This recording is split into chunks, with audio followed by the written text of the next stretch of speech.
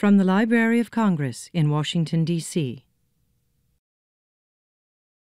All right. Hi, everybody. Welcome back to the green stage. I am here to introduce the next program, which will honor student finalists and winners of the Library of Congress, A Book That Shaped Me, Letters About Literature Summer Writing Contest. We are delighted that today's contest program will be emceed by Yoon Yang, who is no stranger to the National Book Festival. Ms. Yang is an Emmy Award-winning television anchor for NBC4 Washington. In addition to anchoring News 4 Today, she files compelling community stories about people and organizations important to the Washington area and has been an author-introducer at the Book Festival for the past 7 years. She's also the mother of 3 and a proponent of books and reading for young people. So let's put our hands together for Ms. Yoon Yang. Thank you so much for that wonderful introduction. Hi, everyone. It's great to be here and great to see you. I love all the bean bags they set up, making it nice and comfy for a great event today. The National Book Festival is indeed one of my most favorite events every single year, and I am delighted to host this essay contest for the 2nd year in a row. You know, writing is really hard. I know it, but let me tell you, it will take you places. In every profession you do, whatever you pursue, writing is critical. It is critical in my job, and I tell my kids, I have 2 kids who prefer math and science. I say, listen, you're gonna have to do research papers, you're gonna have to go to college, so you have to write and be a good writer. So the fact that you spent your summer doing this is so impressive, and I'm so proud of each and every one of you who submitted essays to this contest this year. I am joined on the stage today by David Rubenstein, and you know, the host said that I do a lot of stories about the community, and he is definitely someone we talk about a lot because of all the charitable work and all the contributions he made to this great city to keep it running and to really support arts and culture and this sort of creative juices that are flowing in this area. And so we really want to thank him for being here. He is the lead benefactor and co-chairman of the National Book Festival. We have Fred Bowen, who is here again this year. He's a sports writer for the Kids Post. What a cool job that is too, right? Huh? Awesome. Lola Pine, my friend. We went to high school together years ago. Longer for me. And Brianna Head, who works for the Library of Congress to manage this wonderful contest. A Book That Shaped Me was launched by the Library of Congress in 2012 with DC Public Library and has since expanded throughout the Mid-Atlantic region. The contest asks rising 5th and 6th graders, I have one of those, to reflect on a book that has shaped their life, influencing the way they see themselves, their community, or their world. And students enter by writing a 1-page letter to their librarian that they then submit in person to a participating public library in Washington, D.C., Maryland, Virginia, Delaware, Pennsylvania, or West Virginia. So really a wide-reaching group of really talented individuals. So over the years, we've had more than 1,000 essays that have been submitted to more than 350 public libraries that have signed up to administer this contest as part of their summer reading programs. No summer slide here, right? The reading is so important. And we love reading, so it's easy.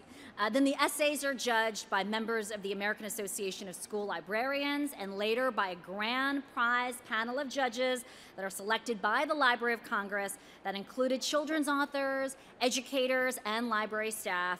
Fred Bowen is one of the authors who has written 21 sports-themed books for children. 21, that's a lot of writing and a lot of reading. It goes together. He's also been involved in this essay contest, A Book That Shaped Me, 6 years ago, and he is here today to introduce the 2017 finalists and state winners. So ladies and gentlemen, a warm welcome for Fred Bowen, please.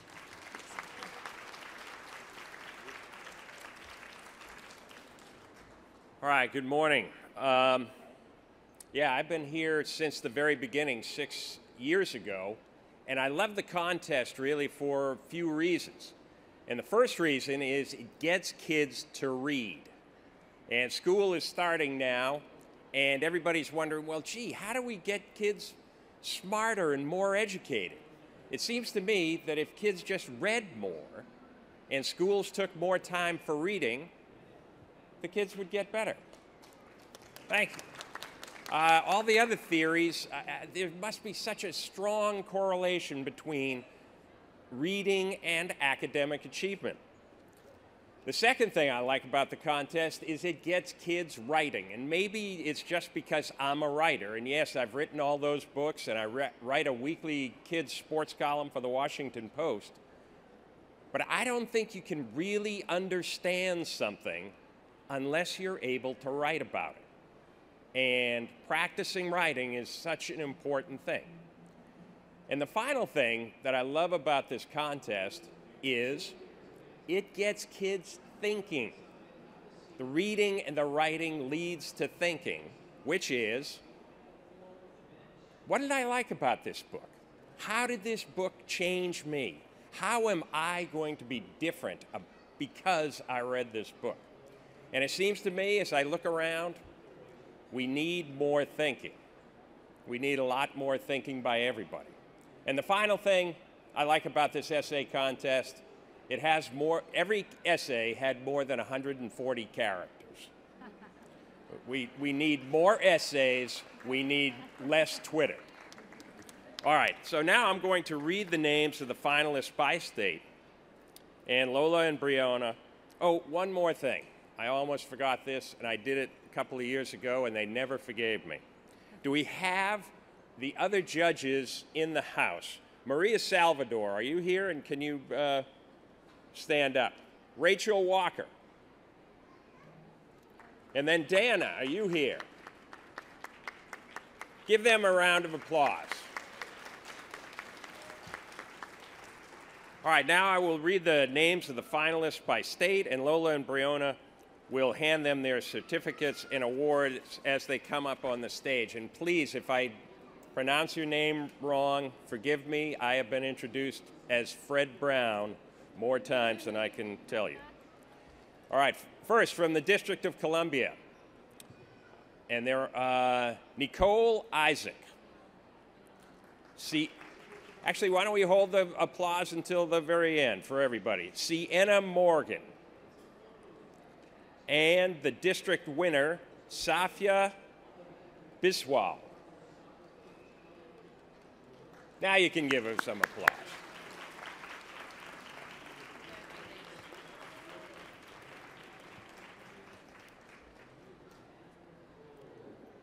All right, here we go. Congratulations.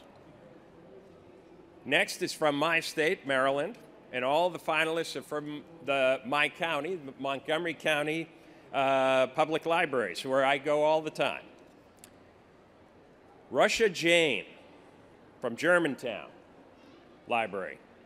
Congratulations. Josiah Main, Rockville Library. Congratulations. Yanikia Naji from Bethesda Public Library. Sydney D. Robinson. And the Maryland winner, Lily Luther.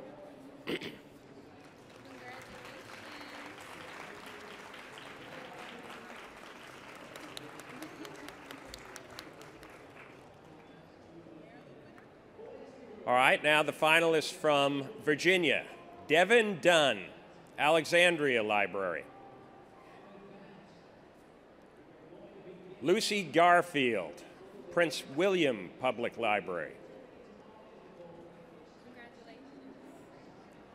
Olivia Hannah Lee, Prince William.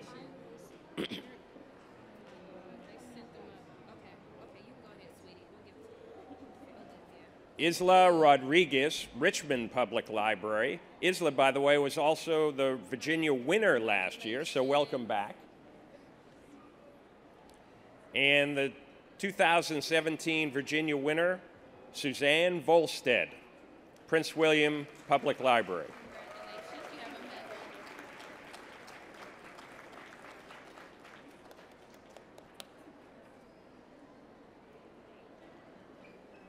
Cool tie. I should have worn one, I know. Now from the state of Delaware. Catherine Cole, Newcastle County. Kestra Cole, Newcastle County. Maggie Clark Fields, also Newcastle County. Yeah. Kate McGowan, Delaware Library System, Dover Public Library.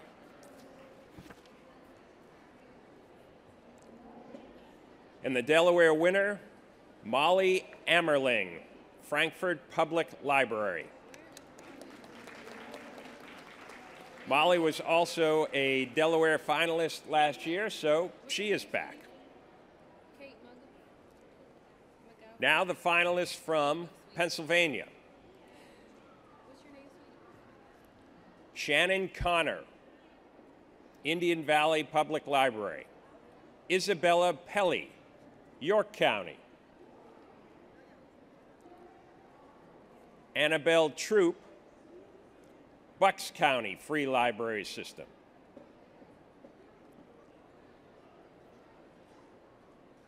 Eliana Wing, York County.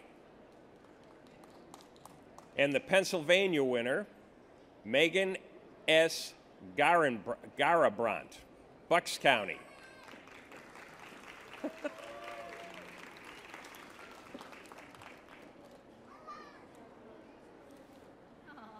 You may want to say hi to her down there.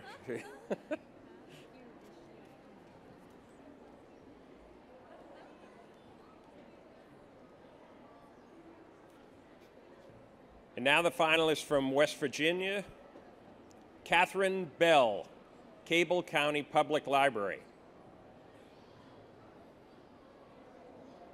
Actually, Catherine lives in Ohio, but made the effort to go in person to West Virginia. All right. She kind of furthest to the party, I guess. Brooke Hayden Carey, Cable County Library. Olivia Harley, Kaylee J. Polk, and the West Virginia winner, Alexander Irby. All right. Now let's give all the finalists and state winners a big round of applause, and everyone.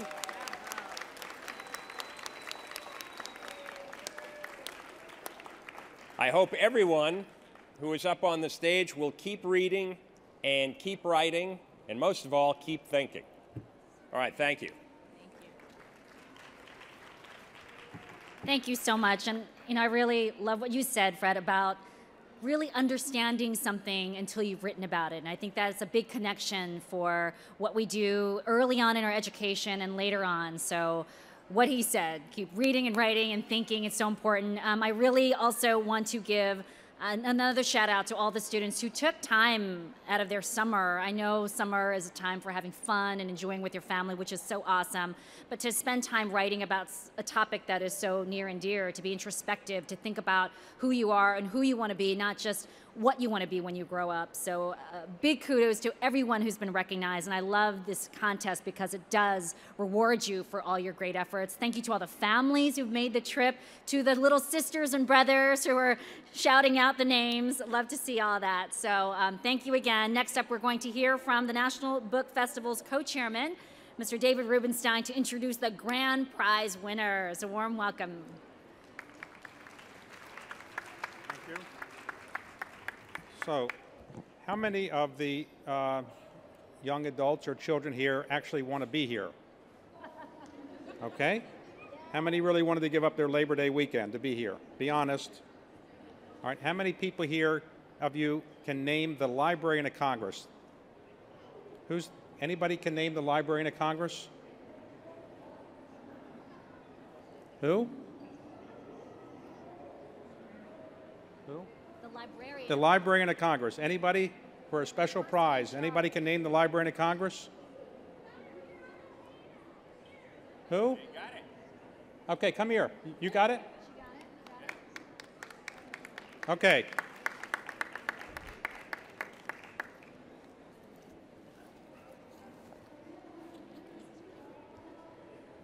All right, here's a $100 bill. Librarian of Congress. Remember that name, okay? Congratulations. All right? All right? Carla Hayden, remember that. Librarian of Congress. Okay, more? Okay. Maybe we'll have another prize. Okay. Pay attention. Okay, so my job is to call up the grand prize winners and have them read their essays, and I'll ask them a question or two. So first, I'd like to ask the third place grand prize winner and the Pennsylvania State winner, Morgan Garabrandt, to come up and to read the essay, Courage to Soar. Okay?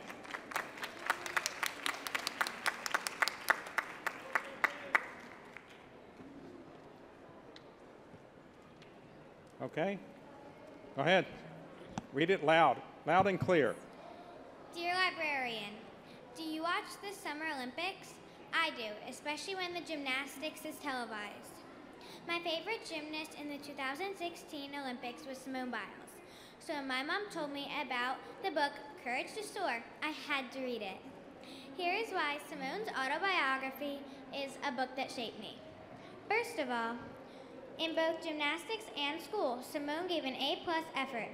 I try to do that as often as I can, but instead of being a gymnast, I am a swimmer on a competitive swim team. Just like Simone, I am much shorter and smaller in size than so many of the others in my swimming age group. But that doesn't discourage me. Every time I'm standing on the block, waiting for the sound of the bullhorn signaling them to dive into the pool, I think of Simone's words. Maybe because I was always so much smaller than everyone around me, I had this fierce drive to prove myself. Next, Simone writes that her accomplishments are the result of her faith and her family's support. She was raised by her grandparents and knew them as mom and dad. They encouraged her to pray and ask for God's help when needed. When Simone's gymnastics coach, Amy, suddenly quit, Simone was stunned and panicked. And she went directly to her church to pray. This has often inspired me to turn to God when I am feeling blue, scared, or nervous.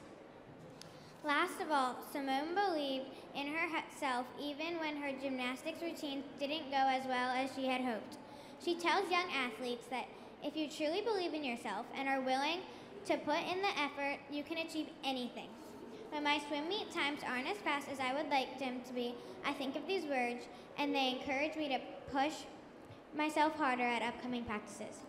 Simone Biles stood on the 2016 Olympic medal podium in Rio de Janeiro not once but 5 times. Her A+ effort, faith in God, family support, and belief in herself all contributed to her success. As I dive deeper into the world of swimming, I will always remember how hard she worked to reach that podium. Like Simone, I am being shaped by her words. Whatever happened, as long as I do my best, I will get up the next morning still smiling. Sincerely, Megan Garabrandt. Okay, that was good. Stay right there. So my question to you is, how long did it take you to write this essay? I'm not really sure. How long? Speak into the mic.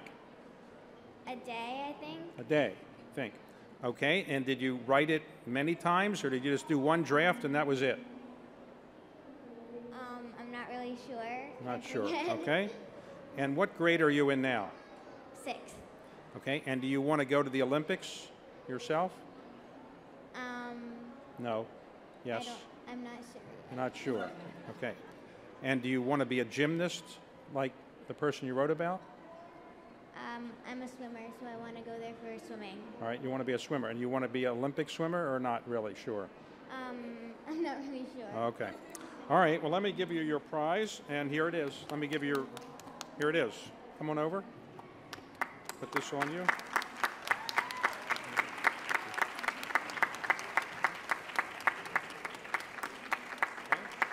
Thank you very much.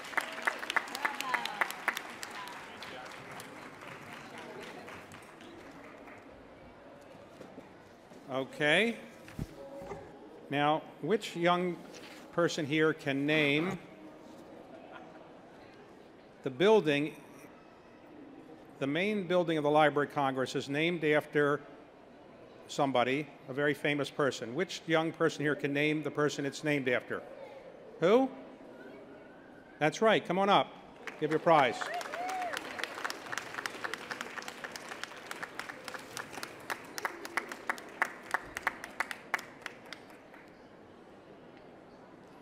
Okay. How'd you know that? All right, here you go. $100. Thank you.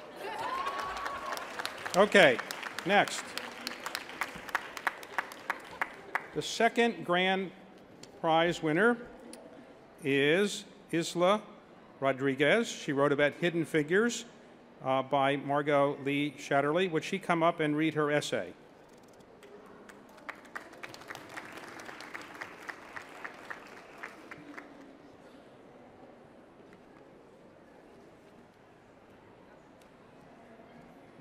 Okay.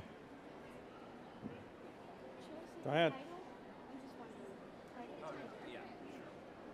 Hidden figures. Thou may know their names. On February 20th, 1962, the signals for Friendship 7, a spacecraft that NASA launched into the stars, went silent.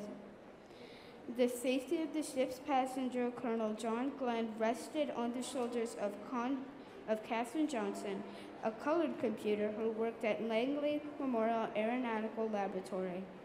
She did the calculations for his return to Earth.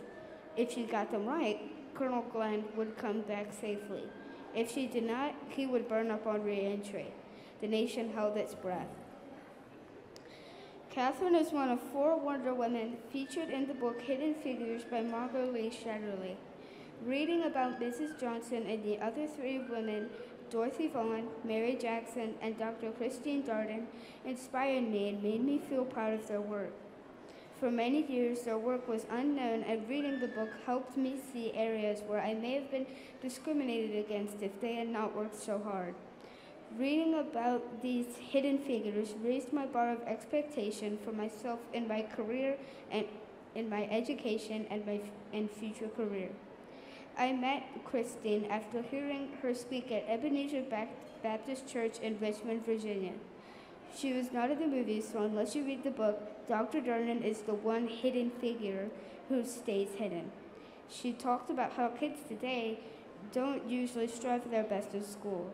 She said math and science may be difficult, but studying both will pay off in the future. One similarity Dr. Darden and I have is we both set educational goals for ourselves and met them. Dr. Darden decided to get a PhD in mechanical engineering. I decided to get scholar roll for the last marking period of my 5th grade school year. Reading the book, I was amazed that Americans could work so hard and not be known. I felt angry that Catherine didn't get credit for her own work. I felt ashamed that America discriminated against African Americans because of their skin color. I was also proud of Catherine, Dorothy, and Mary, and Christine because they worked extremely hard so America could explore outer space. Also, I felt strong because I felt maybe someday I could help continue the greatness of NASA. I am a woman of color, just like them. They are inspiring and exceptional at math, but I personally am not great at math. Yet, I know I should do my best because that's what these ladies would want from me. When I got a C in math for the second to last marking period, I thought, Katherine Johnson wouldn't want this for me. I should get an A. And in the last marking period of 5th grade, pulled that sucker up to an A. I felt like I could do anything. My mom and I read the book together. We started a Facebook Live group called the Hidden Figures Sisterhood and held a Facebook Live event to talk about our opinions on the book. We talked about hidden figures that we know in our family. My great-grandmother, Annabelle Finney Brown, worked in a lab for more than 25 years for the United States Department of Agriculture. My grand-aunt, Muriel Ann Brown Mickles, has worked at Central Virginia Community College for more than 40 years. Today, she is Vice President of Academic and Student Services there. I feel proud of these 2 women who may be hidden figures of the world, but they are not hidden from me. On that day in 1962, after 14 minutes of agony, the nation breathed a huge sigh of relief when Colonel Glenn's voice was heard again at Mission Control. He splashed down to Earth safely, and the world knew his name. Thanks to Margot Lee Shetterly, the world now knows the work and names of Katherine Johnson, Dorothy Vaughan, Mary Jackson, and Dr. Christine Darden. Last year, I wanted to be a civil rights attorney because if people don't protect our civil rights, they will deplete. After reading Hidden Figures, I might want to become an astronaut and do something to change history. Okay, great. So let me ask you a question. How long did it take you to write that essay? About 2 weeks. 2 weeks. And did you rewrite it over and over again, or was it the first draft? My mom edited it for me. I see. And Okay. she was at work and she was extremely busy. And is she a good But editor? She still did. Does she know how to edit? She's a good editor? Yes. Okay. And whatever happened to John Glenn?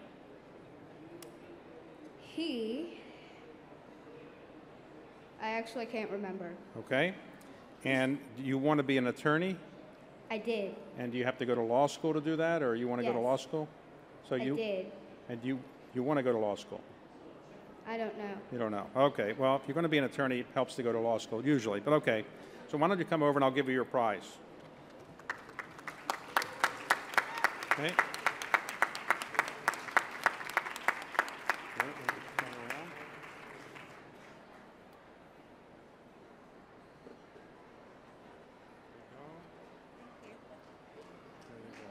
Okay, congratulations. Thank you.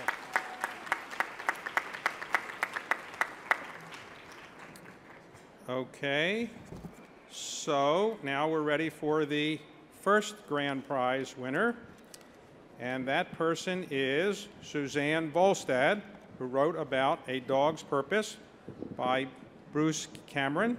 Can Suzanne please come up?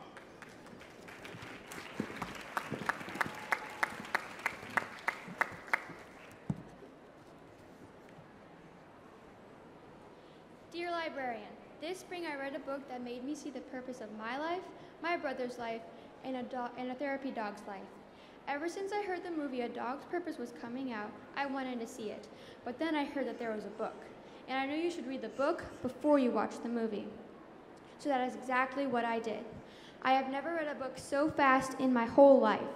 I couldn't put it down, and when it ended, I felt like it should have never ended. It is one of my all-time favorite books. A Dog's Purpose is about a dog that keeps on being reincarnated. Throughout each of his lives, he/she went through difficult circumstances and experiences.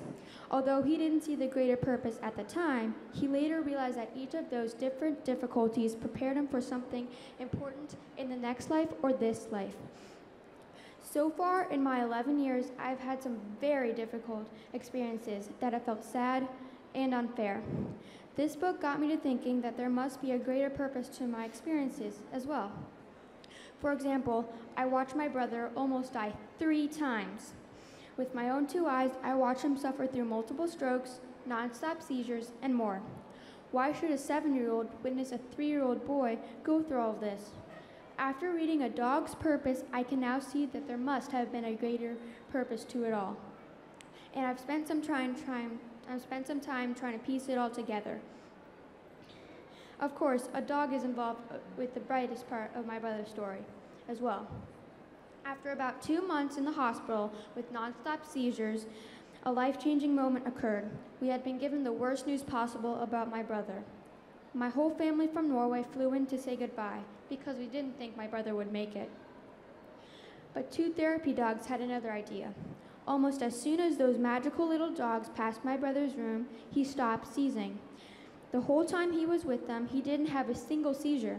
He cuddled with the dogs and almost spoke a whole sentence in the first time in ages. Maybe the purpose of those dogs was to save my brother.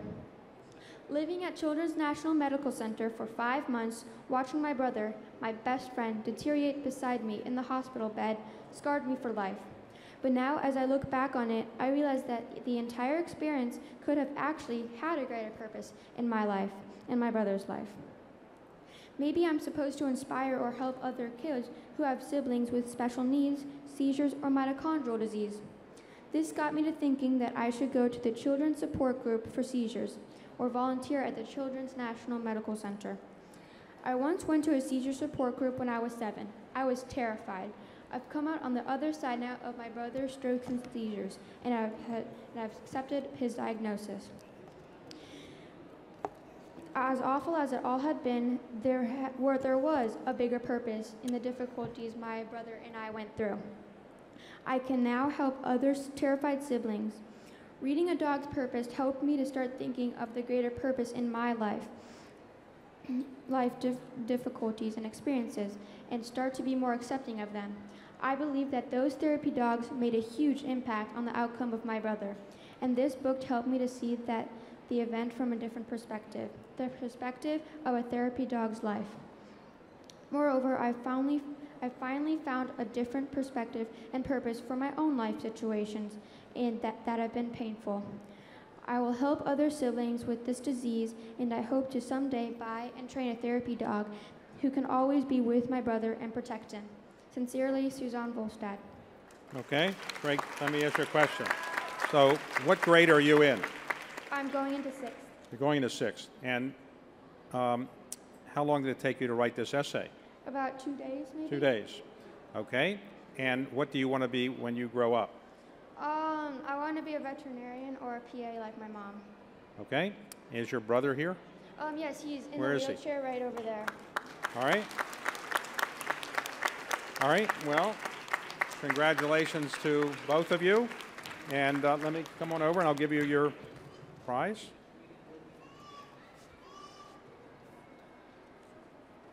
That's right. Okay. Congratulations. Okay. Thank you. Back to you. Thank you. Thank you so much, and congratulations to all the essay winners and everyone who wrote and spent time this summer writing. And what a fun surprise for those people who knew the answers to those 2 questions. Congratulations to you, too. That's terrific. These are such powerful essays, and they make you think about what Suzanne wrote about your purpose in life, the greater purpose, and what we do every single day. I think reading and writing helps you get closer to figuring those things out. And I think that's why books are so magical. They provide you with adventures, they provide you with insight, and you get to meet people from around the world without ever having to leave your home. And that is one of the reasons why I truly love reading. I have 3 kids, don't get to do it as much as I'd like to anymore, but still at the top of my list of one of my passions. And I love the Book Festival for supporting those endeavors and supporting the writing part of it. The writing is hard, I know it, but it's such an important part of your learning process and of growing process as an individual. So once again, thank you so much to Mr. Rubenstein, Mr. Bowen, Lola Brianna. Thank you so much for being here. Another round of applause to all the talented student writers. Thank you so much. And to all of you here this afternoon, including the students and the families, the teachers, the librarians, all who make this program possible, thank you for being here. Thank you for supporting and joining the Library of Congress in nurturing this wonderful culture of reading and writing.